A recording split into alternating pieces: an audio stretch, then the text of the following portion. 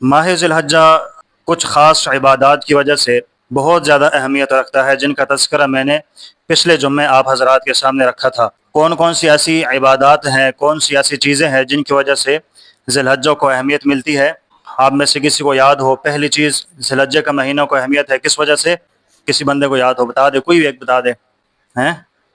نہیں پتہ ہے ذی الحجہ کے مہینہ کو اہمیت کیوں حاصل ہے؟ پہلی بات، اس میں حج کی بڑی عبادت ادا کی جاتی ہے، اس وجہ سے ذی الحجہ کے مہینے کو اہمیت حاصل ہے۔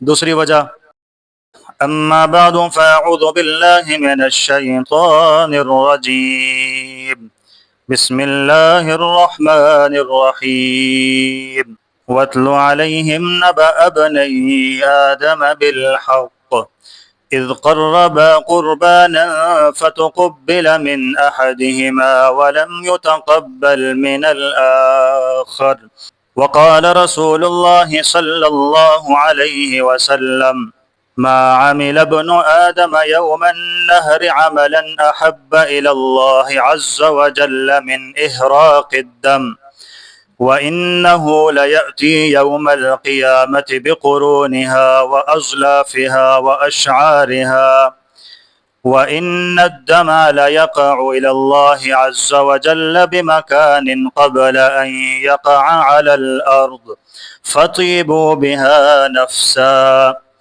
وقال النبي صلى الله عليه وسلم من وجد سعة فلم يضح فلا يقربن مصلانا صدق الله وصدق رسوله النبي الكريم ونحن على ذلك لمن الشاهدين والشاكرين والحمد لله رب العالمين اللهم صل على محمد وعلى آل محمد كما صليت على إبراهيم وعلى آل إبراهيم إنك حميد مجيد اللهم بارك على محمد وعلى آل محمد كما باركت على إبراهيم وعلى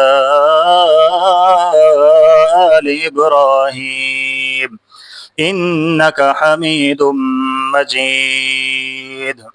آج ماہ ذی الحجہ کی 5 تاریخ ہے اور چند دنوں کے بعد ماہ ذی الحجہ مکمل ہو جائے گا، اور اسی کے ساتھ ساتھ اسلامی سال بھی مکمل ہو جائے گا، اور پھر نیا سال انشاءاللہ محرم الحرام سے شروع ہوگا۔ محرم الحرام کا وقت آئے گا انشاءاللہ، اس موقع پر آپ حضرات کے سامنے بیان کریں گے کہ دین اسلام کے لیے لوگوں نے، صحابہ نے کتنی قربانیاں عطا فرمائی تھیں۔ جب اسلام کی ابتدا ہوئی، دین اسلام کا سال بھی جب شروع ہوتا ہے، تو محرم الحرام کے اندر ہی بہت ساری قربانیاں ہیں جو صحابہ کرام نے دی تھیں، اور ان قربانیوں کی بدولت آج یہ دین ہم تک پہنچا ہوا ہے۔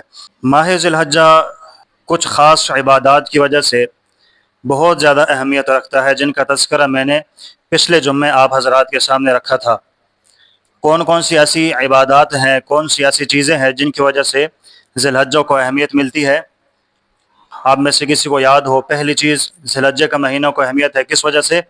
کسی بندے کو یاد ہو بتا دے، کوئی بھی ایک بتا دے۔ ہیں؟ نہیں پتہ ہے ذی الحجہ کا مہینہ کو اہمیت کیوں حاصل ہے؟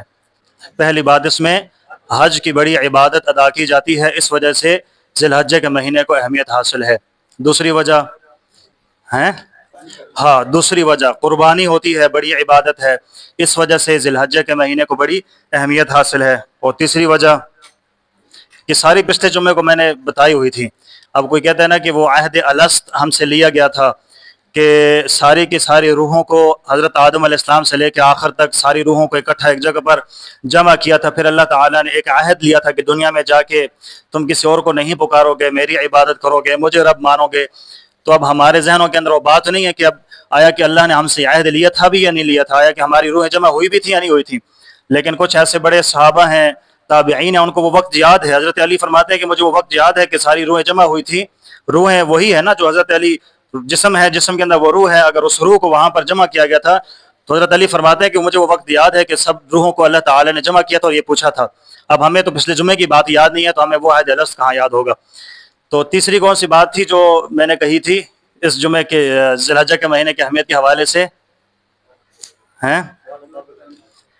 تیسری اہم وجہ یہ ہے کہ اس مہینے کے اندر اللہ تعالیٰ نے ایک ایسا دن رکھا ہے کہ جس دن کے ایک دن کے روزے رکھنے سے ایک ماہ گزشتہ اور ایک ماہ آئندہ کے گناہوں کو اللہ تعالیٰ معاف فرماتے ہیں. صغیرہ گناہ، کبیرہ گناہ نہیں، جس کا حق ہے وہ نہیں، صرف صغیرہ گناہوں کو اللہ تعالیٰ معاف فرماتے ہیں ایک دن کا روزہ رکھنے سے. وہ دن کون سا ہے؟ وہ یوم عرفہ کا دن ہے. عرفہ کا روزہ رکھنے سے اللہ تعالیٰ یہ فضیلت ہم مسلمانوں کو عطا فرماتے ہیں. یوم عرفہ کو عرفہ کیوں کہا جاتا ہے؟ اس کی مختلف وجوہات لکھی ہوئی ہیں. بعض فرماتے ہیں کہ یوم عرفہ کو عرفہ اس وجہ سے کہا جاتا ہے کہ حضرت ابراہیم علیہ السلام کو 8 ذی الحجہ کو خواب آیا تھا کہ اپنے بیٹے اسماعیل کو ذبح کرو. شک میں پڑ گئے تھے، تردد میں پڑ گئے تھے. 9 ذی الحجہ کو دوبارہ وہی خواب آیا تھا. تو حضرت ابراہیم علیہ السلام نے معرفت حاصل کر لی، اس بات کو پہچان لیا کہ اللہ کی طرف سے ہی مجھے حکم دیا جا رہا ہے اپنے بیٹے کو ذبح کرنے کا. اور عرفہ بھی پہچاننے کو کہا جاتا ہے، معرفت سے کہا جاتا ہے. اس لیے فرماتے ہیں کہ اس کو یوم عرفہ کہا جاتا ہے کیونکہ یوم عرفہ 9 ذی الحجہ کو کہتے ہیں، اور 9 ذی الحجہ میں حضرت ابراہیم علیہ السلام کی جو خواب تھی اس کو ان کی معرفت حاصل ہو گئی تھی. دوسری وجہ فرماتے ہیں کہ یوم عرفہ کو عرفہ اس لیے کہا جاتا ہے کہ حضرت جبرائیل آئے اور حضرت ابراہیم کو مناسک حج، جو حج کے ارکان ہیں وہ سارے کے سارے سکھائے، ان سے معرفت دلائی. اس وجہ سے یوم عرفہ کو عرفہ پہچان والا دن کہا جاتا ہے. ایک وجہ یہ بھی کہا جاتا ہے کہ چونکہ وہ عرفات کا میدان ہوتا ہے، میدان عرفات، اس کے اندر حاجی یوم عرفہ کو جمع ہوتے ہیں، تو اس لیے اس مناسبت سے اس دن کو بھی یوم عرفہ کہا جاتا ہے.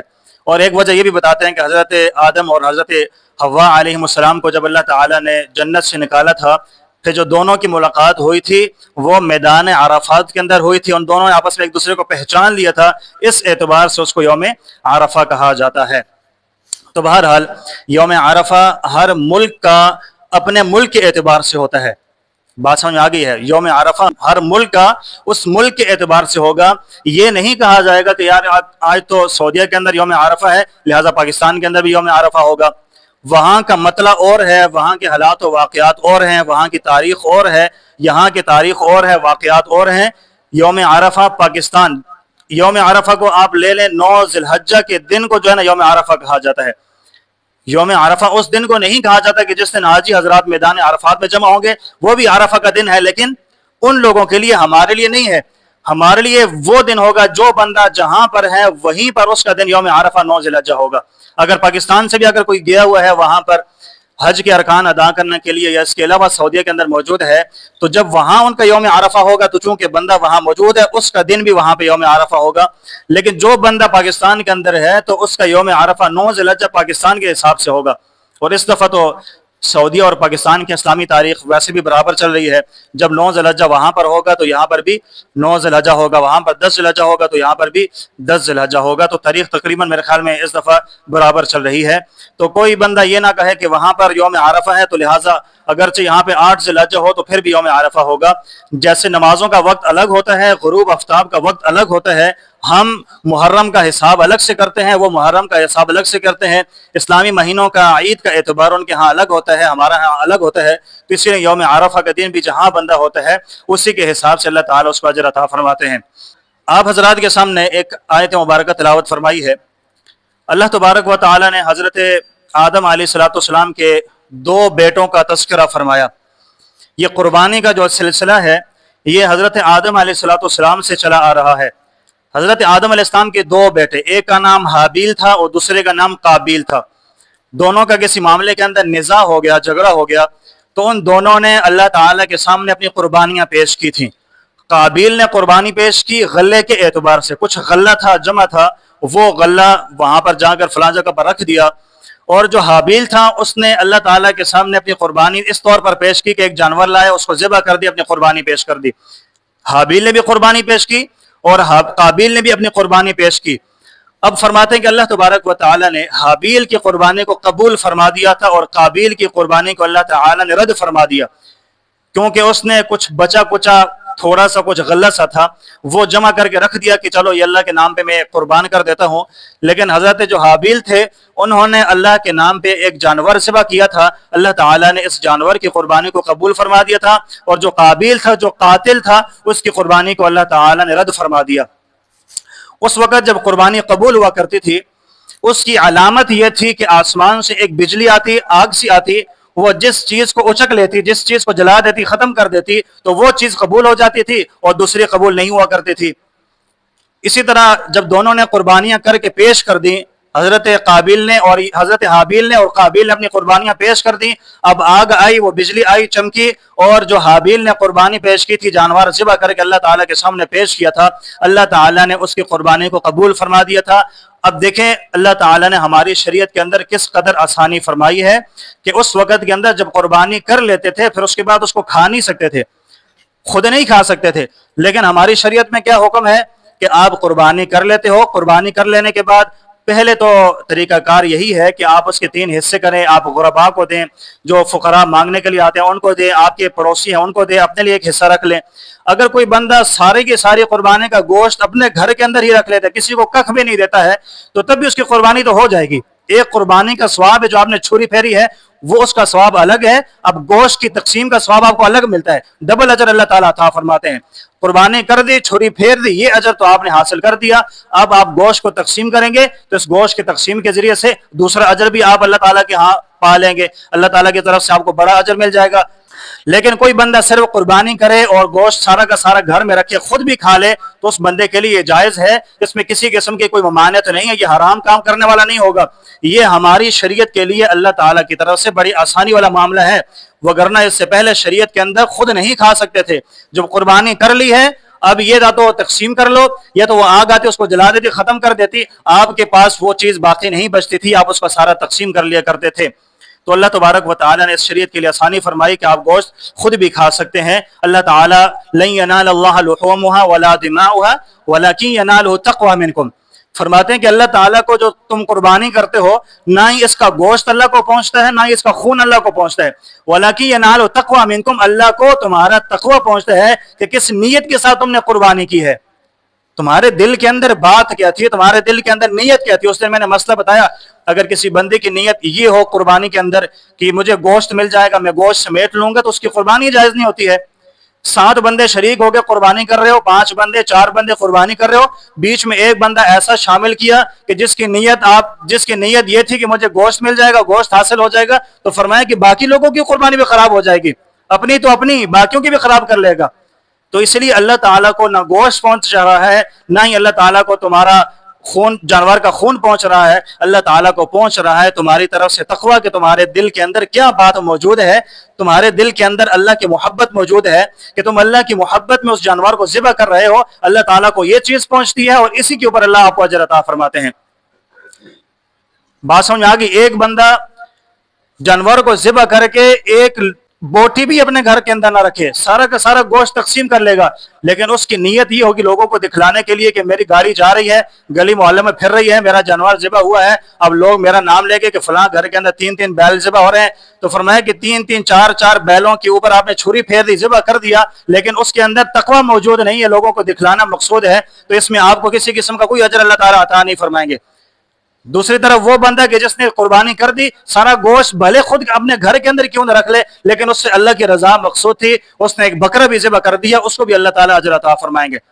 اور حدیث مبارکہ جو میں نے خطبے کے اندر آپ حضرات کے سامنے پڑھی ہے، ما عمل ابن آدم یوم النحر عملا، فرمایا کہ یوم نحر کے دن، جس دن قربانی ہوتی ہے، اس دن اللہ تبارک و تعالیٰ کو ابن آدم کا کوئی عمل اس سے زیادہ محبوب نہیں ہے، فرمایا کہ اللہ عز و جل من احراق الدم، کہ خون بہانے سے زیادہ پسندیدہ عمل اللہ تعالیٰ کو کوئی نہیں ہے، سب سے پسندیدہ عمل یہ ہے کہ جو بندہ قربانی والے دن جانور کا خون بہاتا ہے۔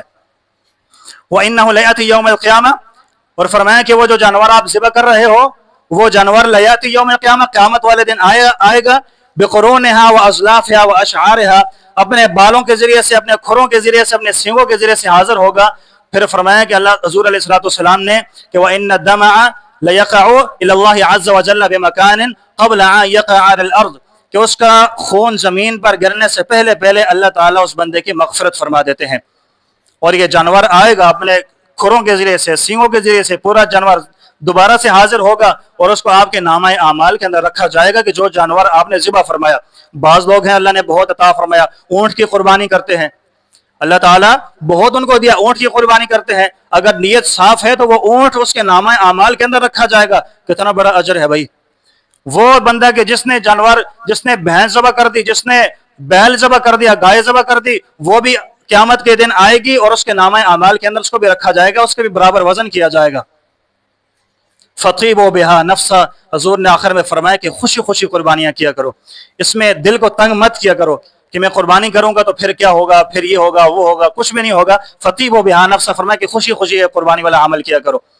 और जो बंदा कुर्बानी नहीं करता, इसके बारे में हजूर ने क्या फरमाया, मन वजद साअतन फलम युदही फला यक़रबन्ना मुसल्लाना, कि जो बंदा कुर्बानी की इस्तिताअत रखता है, उसके पास इतना माल मौजूद है, साहिब इस्तिताअत है, वो बंदा कुर्बानी करे, लेकिन अगर वो बंदा कुर्बानी नहीं करेगा तो हजूर फरमाते कि फला यक़रबन्ना मुसल्लाना, हमारी ईदगाह के करीब भी मत आओ, दूर जाओ। जब एक हुक्म आप अल्लाह का पूरा नहीं कर रहे कुर्बानी का, तो फिर ईद की नमाज के लिए भी हमारे पास मत आओ, हमसे दूर हो जाओ। तो ये बड़ी वईद वाली बात है, बड़ी महरूमी वाली बात है कि जिसके बारे में हजूर फरमाते हैं कि कुर्बानी की इस्तिताअत रखे, फिर उसके बाद वो बंदा कुर्बानी नहीं करता, तो अल्लाह तबारक व तआला और हजूर अलैहिस्सलाम फरमाते हैं कि हमारे करीब भी मत आओ, हमसे दूर हो जाओ। और ये बड़ी महरूमी वाली बात है। अगर साहिब इस्तिताअत है, अल्लाह ने दिया है, तो इसका मतलब ये निकलता है कि जब आप कुर्बानी करते हो तो हजूर फरमाते हैं कि मेरे करीब आ जाओ। जो कुर्बानी नहीं कर रहा उसको क्या कहा, दूर हो जाओ। और जो कुर्बानी करेगा, इसका मुतजाद निकालें तो इसका मुतजाद ये निकलता है कि कुर्बानी करो और मेरे करीब हो जाओ। और हम में से हर बंदा ये चाहता है कि हम हजूर के करीब हो जाएं। तो अगर ये एक जरिया भी हम अपना लेंगे, जराए तो बहुत सारे होते हैं अल्लाह के करीब होने के, अल्लाह के करीब होने के तो बहुत सारे जराए होते हैं कि अल्लाह के करीब हो जाए बंदा। और अल्लाह भी ये नहीं चाहता कि मा यफ़अलुल्लाहु बिअज़ाबिकुम इन शकरतुम व आमनतुम, अल्लाह भी ये नहीं चाहता कि तुम मुसलमानों को, तुम लोगों को, इंसानों को अल्लाह ताला अजाब दे। अल्लाह भी ये नहीं चाहता कि मुसलमानों को, ईमान वालों को, इंसानों को अल्लाह ताला अजाब दे। अल्लाह ताला ये नहीं चाहता। मा यफ़अलुल्लाहु बिअज़ाबिकुम इन शकरतुम व आमनतुम, शुक्र अदा करते हो, अल्लाह के ऊपर ईमान लाते हो, अल्लाह तबारक व तआला तुम्हें अजाब नहीं देगा। व कान अल्लाहु शाकिरन अलीमा, अल्लाह ताला तो कदरदान है, अल्लाह ताला तो इंसानों की कदर फरमाता है। अब हम इंसान हैं कि आया कि हम अल्लाह के हुक्मों की कदर कर रहे हैं या नहीं कर रहे? पहले भी मैंने ये बात कही थी, मोहब्बत एक तरफ से नहीं होती, मोहब्बत दोनों तरफों से होती है, तो तब मामला चलता है।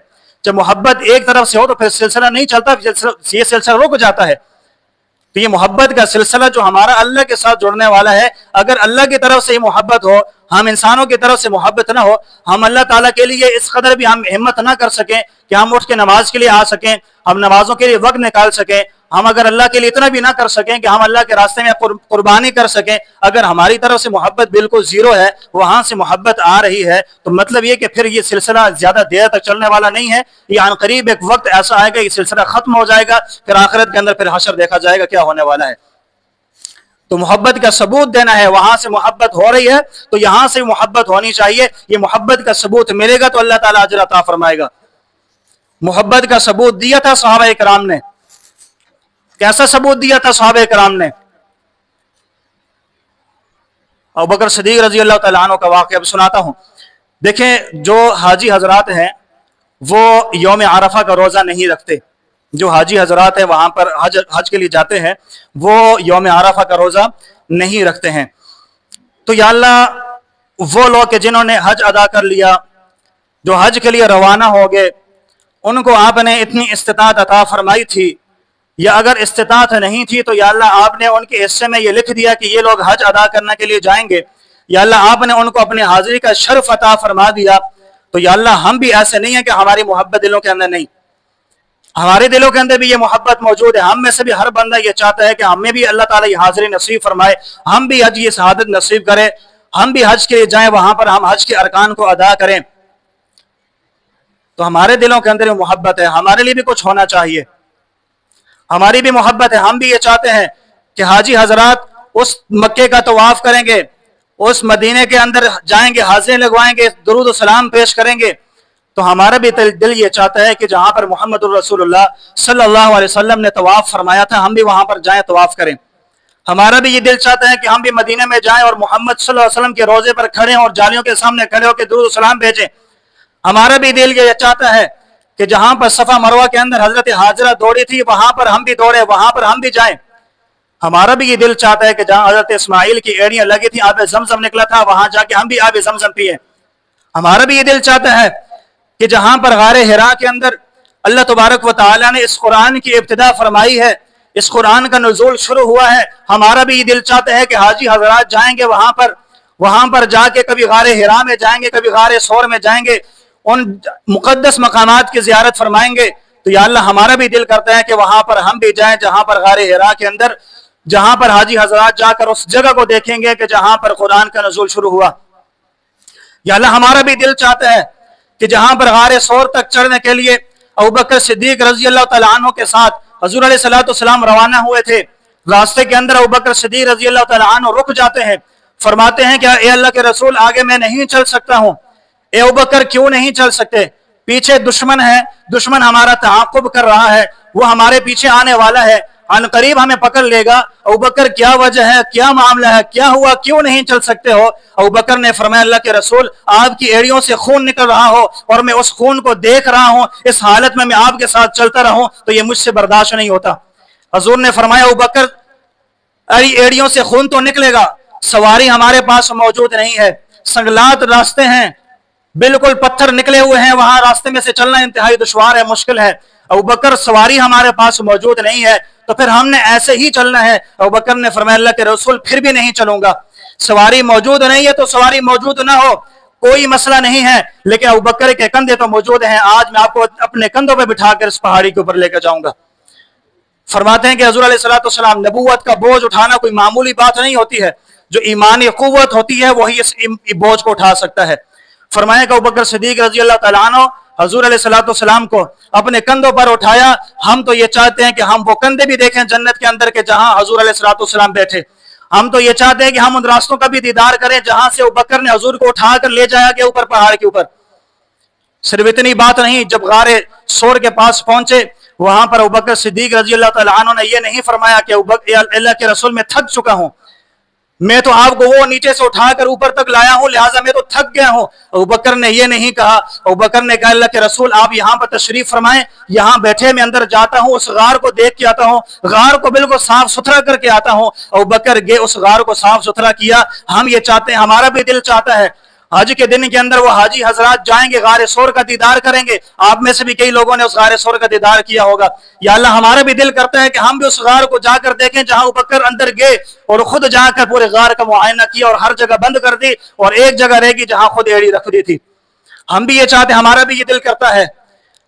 اس کے بعد بھی ابوبکر نے یہ نہیں فرمایا کہ آپ کو نیچے سے اوپر تک اٹھا کے لایا, غار صاف کیا, تھک گیا, نہیں. فرمایا کہ حضور آ جائیں, غار مکمل کلیئر ہو چکا ہے, صاف ہو چکا ہے, آپ آئیں اور آپ آرام فرمائیں. حضور آئے اور آ کر ابوبکر کی گود کے اندر حضور سو گئے. ہم تو یہ چاہتے ہیں کہ وہاں جائیں, وہ جگہ دیکھیں جہاں حضور نے 3 دن 3 راتیں گزاری تھیں. 3 دن 3 راتیں حضور نے وہاں پر گزاری تھیں. ابوبکر صدیق کو جہاں سے سم نے ڈنگ مارا تھا, سانپ نے ڈھسا تھا ابوبکر صدیق کو, اور برداشت کرتے رہے, تک نہیں کی, اپنے جسم کو ہلایا تک نہیں کہ یہ نہ ہو کہ میرے ہلنے کی وجہ سے میرے محبوب کی آنکھ نہ کھل جائے. سانپ کے ڈنگ پر ڈنگ برداشت کرتے رہے لیکن اپنے جسم کو حرکت نہ دی. اس کے بعد آنکھوں سے آنسو جارے ہوئے حضور کے رخسار کے اوپر. جب اتنی قربانیاں جب بندہ دیتا ہے اللہ تعالیٰ اس کے آنسو کو بھی اتنی قدر عطا فرماتے ہیں. ابوبکر صدیق کا آنسو گرا تو حضور کے رخسار کے اوپر. تو ہمارا بھی دل چاہتا ہے, ہم بھی یہ چاہتے ہیں کہ اللہ کے رسول وہاں پر ہم جائیں اور وہ جگہ ہم دیکھیں, لیکن ہماری قسمت میں نہیں تھا. ہماری قسمت میں یہ نہیں تھا اس دفعہ کا حج کرنا, ہم نہ جا سکے وہاں پر. لیکن اللہ ہمیں کچھ نہ کچھ تو اجر عطا فرمائے. ہمیں یہاں پر ہیں, پاکستان کے اندر ہیں, یہاں پر موجود ہیں, ہم گوادر کے اندر موجود ہیں, لیکن ہمارے دل کے اندر یا اللہ آپ کی محبت بھی ہے, آپ کے پیغمبر کی محبت بھی ہمارے دل کے اندر ہے. یا اللہ مکہ اور مدینہ کی محبت بھی ہمارے دل کے اندر ہے. یا اللہ حاجی حضرات میدان عرفات میں جمع ہوں گے, ہاتھوں کو اٹھائیں گے, یا اللہ آپ سے مانگیں گے. یا اللہ اس میدان کی محبت بھی ہمارے دلوں کے اندر موجود ہے. حاجی حضرات مینا جائیں گے, مزدلفہ جائیں گے, یا اللہ وہاں کی عرفت بھی, وہاں کی دل کے اندر محبت ہی موجود ہے. یا اللہ وہاں تو نہیں جا سکے, یہاں موجود ہیں, یہاں پر ہمارے لیے ایسا انتظام فرما دے کہ یہاں پر موجود ہو کر ہم اجر اللہ تعالیٰ حاصل کر سکیں. تو حضور علیہ الصلوۃ अलैहिस्सलाम ने फरमाया सियाम यौम आरफा, कि जो बंदा भी यौम आरफा का रोजा रखता है, हुजूर फरमाते हैं कि अन्नी अहतसिबु इलल्लाह, मैं इस बात का मुकम्मल यकीन रखता हूँ कि अल्लाह तबारक व तआला अन युकफ्फिर सनतल मादी, हुजूर ने फरमाया कि मैं इस बात की उम्मीद रखता हूँ अल्लाह तबारक व तआला उस बंदे के गुज़िश्ता गुनाहों को माफ फरमाएंगे, व युकफ्फिर मा बादहु, और फरमाया कि जो आइंदा आने वाला साल है अल्लाह ताला उसके उस गुनाहों को भी माफ फरमा देंगे। हम यहाँ पर मौजूद हैं, यकीन अल्लाह ताला ने हमारे लिए भी, अल्लाह ताला ने हमें भी यहाँ पर महरूम नहीं छोड़ा है। हाजी हजरात वहाँ पर बहुत कुछ कमाएंगे इंशाअल्लाह, अल्लाह से मांगते हैं, दुआ करते हैं कि अल्लाह हम सबको भी अता फरमाए, लेकिन यहाँ पर भी होते हुए भी अल्लाह ने हमें महरूम नहीं छोड़ा। अल्लाह ने हमारे लिए भी यहाँ पर आसानी कर दी, एक दिन का रोजा रखोगे 2 सालों का अजर दूंगा, 2 सालों के गुनाह माफ करूंगा। तो इंशाअल्लाह यौम आरफा का रोजा आएगा हमारे यहाँ 26 तारीख को, 27 को ईद है 10 ज़िलहज्जा, और 26 को 9 ज़िलहज्जा, बुध वाले दिन ईद है, यानी मंगल वाले दिन अगर हम रोजा रखेंगे तो ये फजीलत अल्लाह ताला हम सबको भी अता फरमाएंगे। तो अल्लाह ताला से दुआ है कि अल्लाह तबारक व तआला जो लोग कुर्बानियां करने वाले हैं अल्लाह ताला उनको उनकी अपनी कुर्बानियों के अंदर इखलास नसीब फरमाए, और जो कुर्बानी करने वाले नहीं हैं, जिनके पास इस्तिताअत नहीं है, वो अल्लाह ताला से मांगे कि अल्लाह ताला हमें भी इस्तिताअत अता फरमाए कि हम भी ये बड़ा फरीज़ा अदा करने वाले बने। जो हाजी हजरात वहाँ पर गए हैं उनके लिए दुआ करते हैं कि अल्लाह ताला वहाँ पर उनके जितने भी मनासिक हज हैं, जो अरकान हैं, अल्लाह ताला उनके अंदर उन लोगों के लिए आसानी फरमाए, हज के अय्याम गुजार दे सही तरीके से, फिर उसके बाद वो अपने मकाम तक पहुँचे। अल्लाह ताला उन सबको खैर आफियत के साथ रखे, और फिर अपने लिए भी दुआ करते हैं कि अल्लाह ताला हमारे ऊपर भी वो दिन आए कि हम भी वहां पर जाएं और मक्का का तवाफ करने वाले हों, मोहम्मदुर रसूलुल्लाह सल्लल्लाहु अलैहि वसल्लम की जालियों के पास खड़े होकर दुरूद भेजने वाले हों, यहाँ से दुरूद पढ़ें, फरिश्ता दुरूद लेकर हाजिर होता है, लेकिन हमारी चाहत यह है कि बीच में फरिश्ता हायल ना हो। जैसे इब्राहिम के लिए आग को डायरेक्ट अल्लाह की तरफ से हुक्म आया था, जैसे छुरी के लिए डायरेक्ट हुक्म ऊपर से आया था, ऐसे ही हम भी चाहते हैं कि हमारे महबूब ने हमारे लिए बहुत कुर्बानियां दी, इसलिए हम चाहते हैं कि डायरेक्ट हम जाएं रोजे के पास, जालियों के पास खड़े होके हम डायरेक्ट दुरूद भेजें, फरिश्ता बीच में हायल ना हो। अल्लाह ताला ये सारी की सारी चीजें इंशाअल्लाह हम सबको नसीब फरमाएंगे। अल्लाह ताला से दुआ है कि अल्लाह ताला हम सबको इखलास नसीब फरमा दे। व आखिर दावाना अनिल हम्दुलिल्लाहि रब्बिल आलमीन।